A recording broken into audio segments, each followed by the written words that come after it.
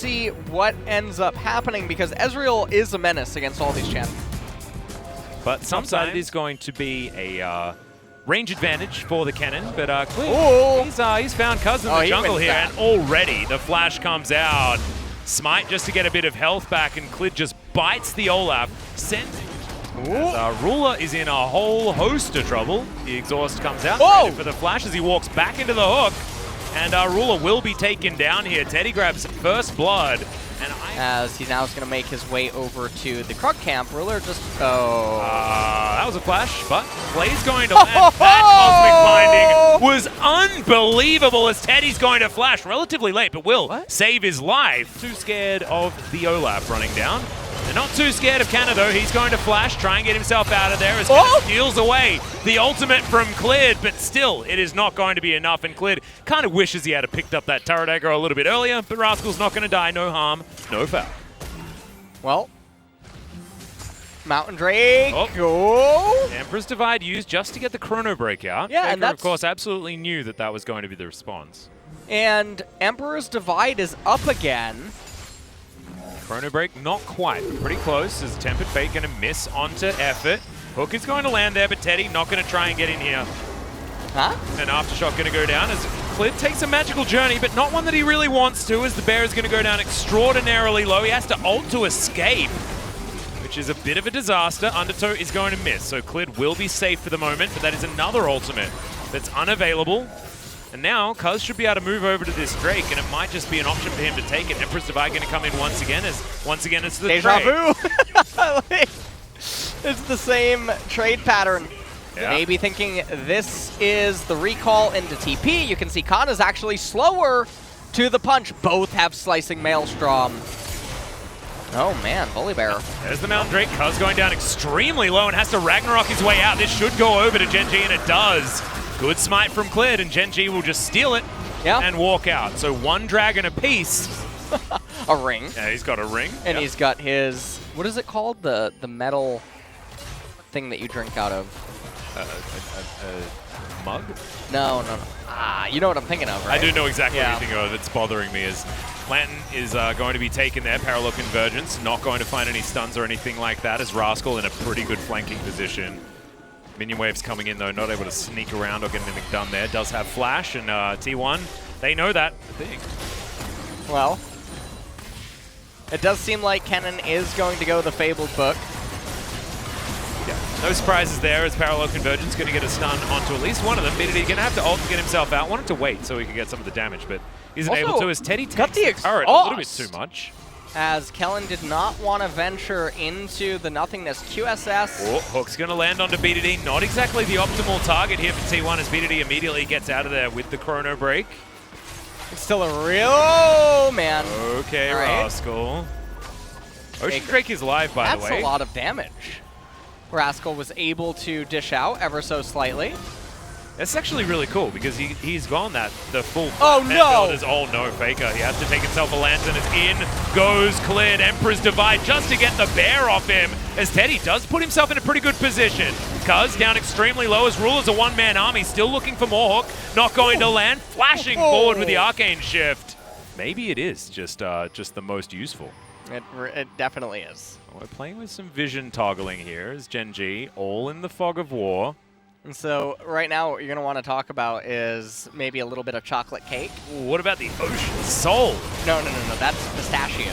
Well, we are rolling. Here we go. The Ocean Soul is now there. The Baron is going to get Tempered Fated. And Clid, he's just going to roll all the way in. Teddy has to flash immediately out of the pit as it is going to be Cuz that locks down the Baron. But can they actually win the ensuing fight? And the answer is no, but they can also opt out of it entirely. So Ocean Soul traded for Baron. LS, I've spoken to you about this before. I know your opinion, as Rascal's almost dead, but thankfully we've trimmed back a few of the years on that one, so Rascal will survive. The Kate Moore, as you say. The Coglin. Yeah, Coglin. Coglin's a good one. It's gone, not going to land.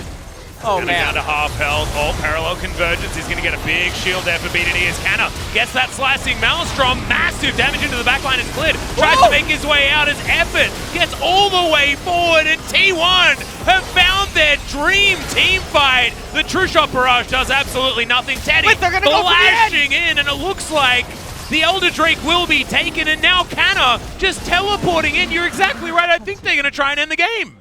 I think... Oh, the minions! I don't know... Okay, so Ezreal is...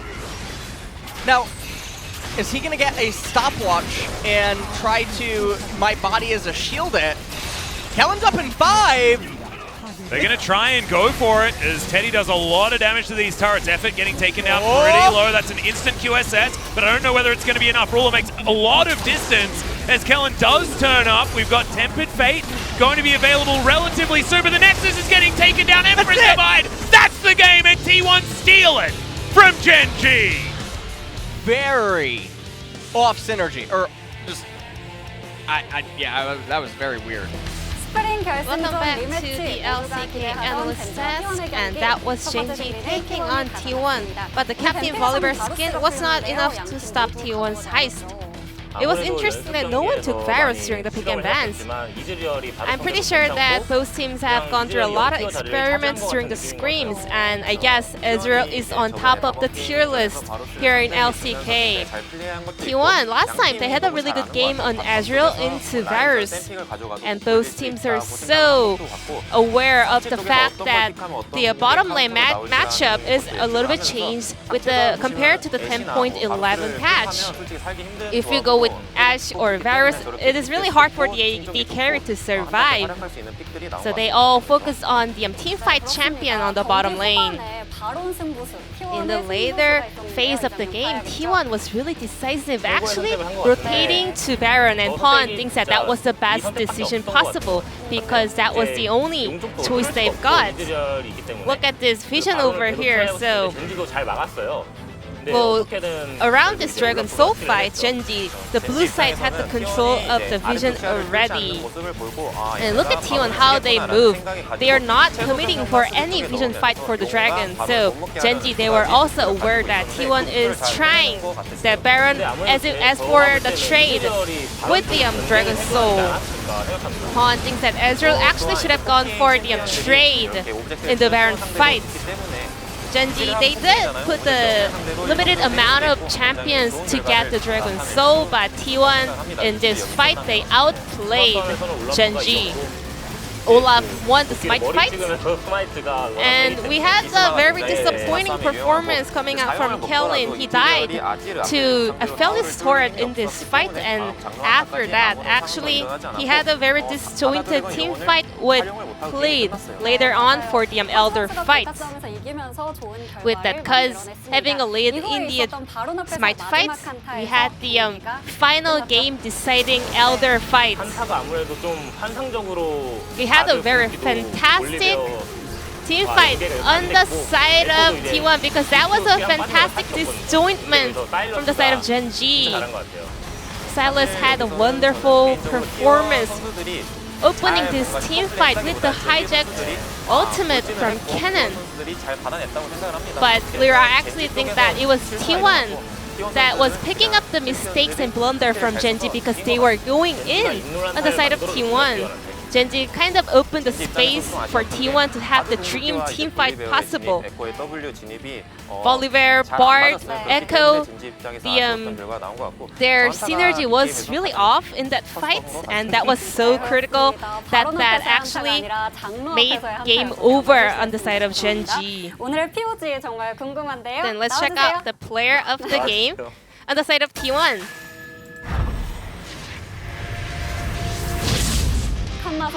Kanna and Sylas. He started as 0-1-0 but ended up with 1-1-4. Huge turnaround fight with that engagement.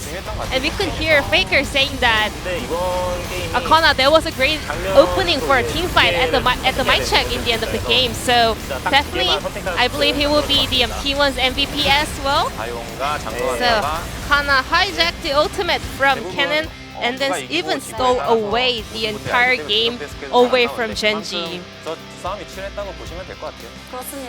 picked up 7 votes out of 12, once again showing his Godna mode in this game.